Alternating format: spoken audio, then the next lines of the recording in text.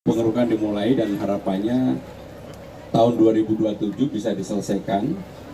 Panjangnya 8 kilo terbagi 11 segmen, dan di ujung nanti kita juga akan membangun pompa bulak cabai yang artinya mudah-mudahan kalau ini tertangani dengan baik, maka persoalan banjir yang ada di daerah Kelapa Gading ini bisa tertangani.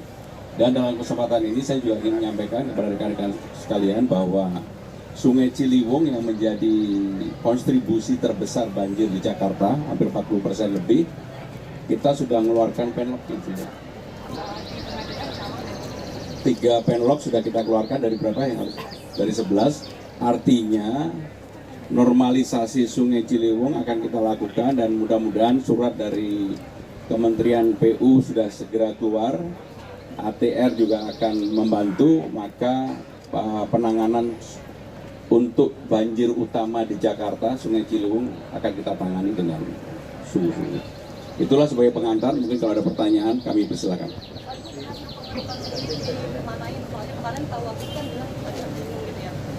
Jadi hasil pengerukan nanti akan dibawa ke Ancol.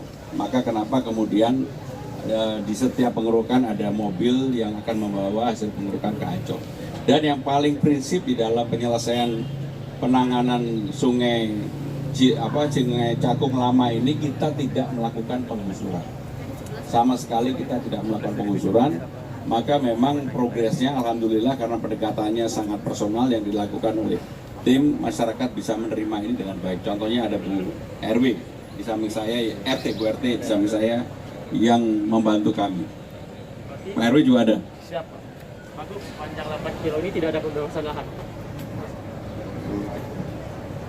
Izin Pak Gubernur, dari 8 kilo nanti posisi segmen 1 sampai dengan segmen 10 kita akan menggunakan lebar existing, segmen 11 dan nanti ada tambahan segmen 12 di segmen Jalan Bakti yang lebarnya kurang lebih 2 meter. Minggu kemarin sudah ada sosialisasi dan prosesnya akan dilaksanakan pembebasan lahan.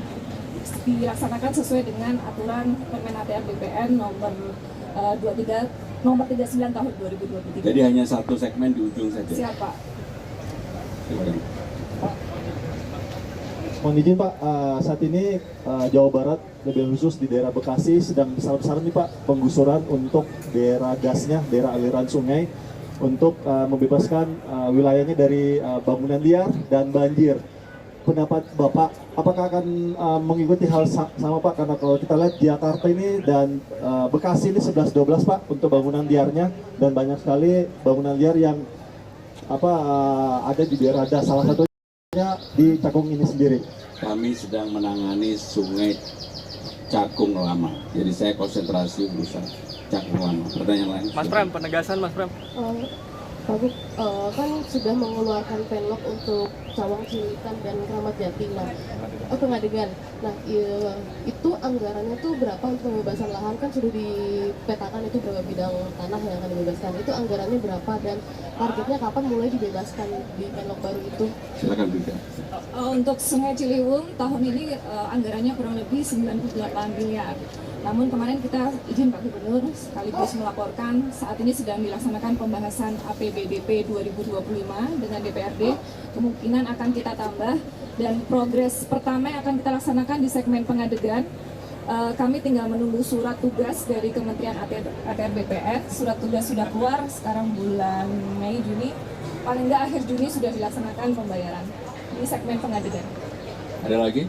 Mas, penegasan aja ini total keseluruhan sampai akhir itu 17 segmen atau 11 segmen, dan sampai saat ini sudah berapa segmen yang dikerjakan? 11 segmen yang kita kerjakan sekarang Bang, ke segmen ketiga. Panjangnya 8,8 km. Bertanya mengenai hal lain. Sebagaimana diketahui kan bahwa Pemprov ini memiliki saham 26% di PT Delta ya Mas ya. Kira-kira di kepentingan Mas Pram ini apakah mau diapakan, apakah mau dijual atau mau dipertahankan ya Mas? Saya belum tahu sama sekali. Soal kali jual Pak, itu anggarannya pakai APBD atau nanti kayak Ahok pakai CSR?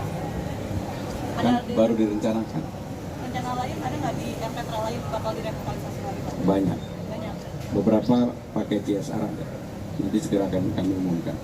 Mas Pram, ini Di sini Mas. Nah, ada usulan untuk memberantas judi online dari guru besar UI itu untuk melegalkan kasino. Nah, dulu kan sebelumnya di era Pak Ali Sadikin juga pernah ada kebijakan itu.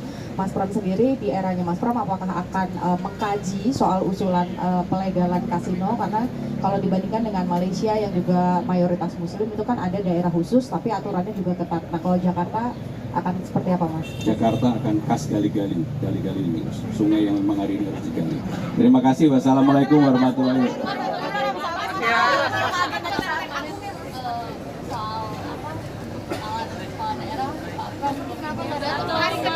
Kenapa?